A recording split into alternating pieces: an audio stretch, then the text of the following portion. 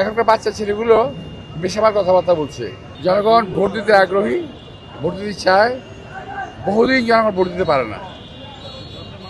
আর এবার একটু ডিফারেন্ট টাইপের নির্বাচন, তো বিপুল সারা পাচ্ছেন আল্লাহর মতো। আমার আসন, আমার বাড়ি, সব কিছুই আমার এখানে। যারা জনগণের উন্নয়ন দেখতে চায় না, দেখতে পারে না, তারা আমার সঙ্গে প্রতিহিংসামূলক আচরণ করতে গিয়ে জনগণের উপর অবিচার করছে। আমার এলাকা একটি সুন্দর একটা এলাকা, ভালো একটা এলাকা। এটাকে বিগত দিনে আওয়ামী লীগ একেবারে সব দিক থেকে ধ্বংস করে দিয়েছে।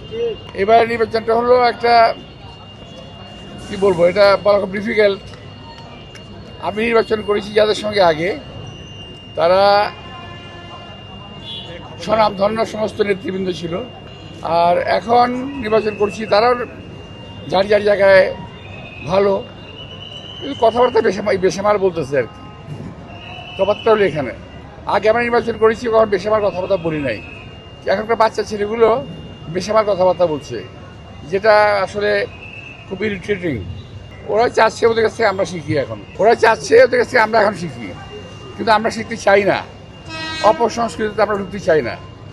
যে সমস্ত নির্বাচনের যে নর্মাল যে কাজগুলো আছে, তার বাইরে তারা, আপনি খেয়াল করে দেখবেন যে কিছু কিছু প্রার্থী, তাদের মুখে শুধু আমারই নাম, অন্য কোনো নাম নাই।